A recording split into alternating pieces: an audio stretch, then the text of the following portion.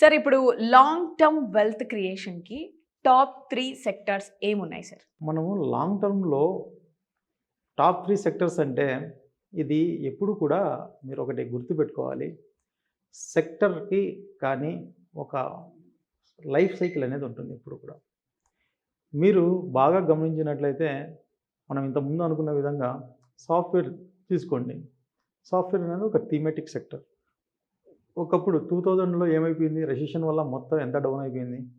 అదే same situation 2007కి వచ్చేటప్పటికి కూడా సేమ్ కంటిన్యూ అయింది.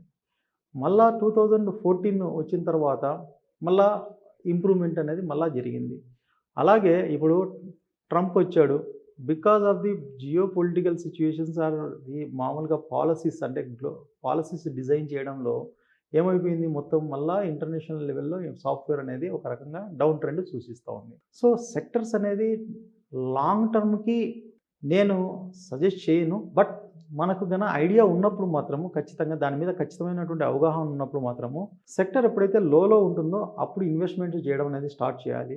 సెక్టర్ ఒక పీక్ లెవెల్‌కి వచ్చినప్పుడు సపోజ్ మీకు ఏదైనా అవసరం ఉంది అనుకుంటే దాని నుంచి మనం బయటపడడానికి కూడా ఆలోచించాలి. ఇప్పుడు ప్రెజెంట్ ఉన్న సిట్యుయేషన్స్‌లో మీరు చూసుకున్నప్పుడు ఇప్పుడు ఒక ఐటీ మీరొచ్చేసి మామూలుగా సాఫ్ట్‌వేర్ అనేది మనం చాలా డౌన్ అయిందని అనుకుంటున్నాము. కానీ నేను ఇది పెద్ద ఆపర్చునిటీ అంటున్నాను. రెండవదొచ్చేసి big opportunity for the semiconductor electronics and semiconductors with the who are going to be the service sector in the IT. ఈ మూడింటిలో 100% కాదు 200% గెయిన్ అవ్వడానికి వితిన్ ద షార్ట్ టైమ్‌లోనే చాలా అవకాశాలున్నాయి.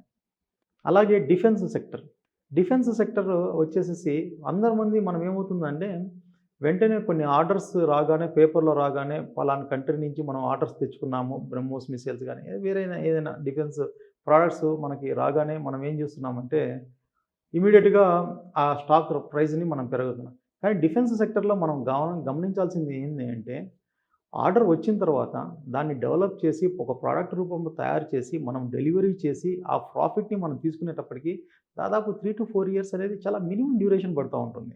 అలా కాకుండా మనము మామూలుగా ఒకసారి ఆర్డర్ వచ్చింది కదా అని చెప్పేసి మార్కెట్ కండిషన్స్‌కి, స్పెక్యులేషన్స్‌కి లోనైపోయి దాంట్లో ఎక్కువ ఇన్వెస్ట్‌మెంట్ చేయడం అనేది ఈ రకంగా ఉండడం అనేది కొద్దిగా తప్పు. సో, అలాగే నార్మల్‌గా మనకు ఒక స్టాక్ మార్కెట్‌ను లాంగ్ టర్మ్ ఇన్వెస్ట్‌మెంట్స్ మనం చూసుకుంటున్నప్పుడు 5 సెక్టర్స్ నేను చెప్తాను. టాప్ 3 అనే దానికంటే 5 సెక్టర్స్ నేను ఫస్ట్ బ్యాంకింగ్ అండ్ ఫైనాన్స్.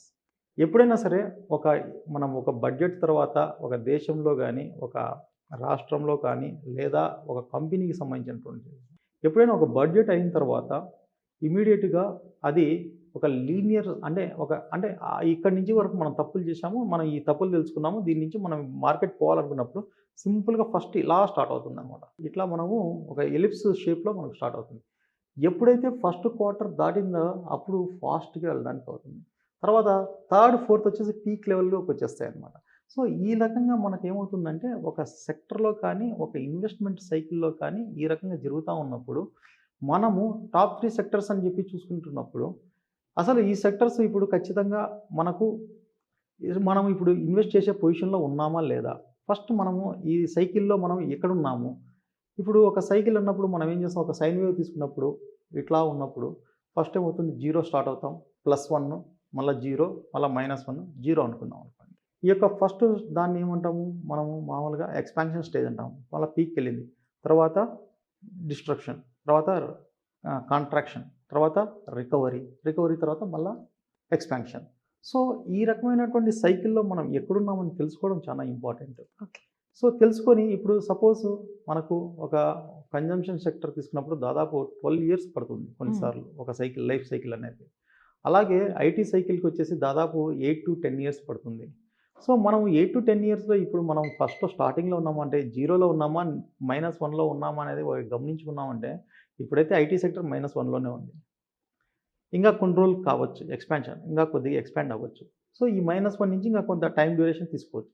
తీసుకున్న తర్వాత దాని నుంచి మనము మామూలుగా +1కి రావాలంటే రావచ్చు. ఎందుకు ఏఐది అనేది ఇప్పుడు ఏదైతే భయాలున్నాయో, ఆ భయాలన్నీ ఒకసారి గన వెళ్ళిపోయాయంటే, ఇప్పుడు సర్వీస్ సెక్టర్‌కి ఏఐ ఎట్లా ఉపయోగపడుతుంది అనేటువంటి ఒక కాన్సెప్ట్ డెవలప్ అయినప్పుడు ఆటోమేటిక్‌గా మన ఇండియన్ కంపెనీస్ అన్నీ కూడా ముందుకెళ్ళడానికి అవకాశం ఉంటుంది. సో, ఆ టైంలో ఖచ్చితంగా ఉంటుంది. సో, బ్యాంకింగ్ అండ్ ఈ సెక్టర్ తర్వాత మనం చూడాల్సిన సెక్టర్ ఐటీ సెక్టర్. ఆ తర్వాత వచ్చేసేసి auto sector, next power sector.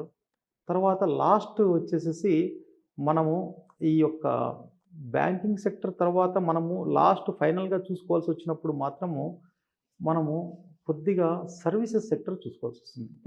Services sector is ever green.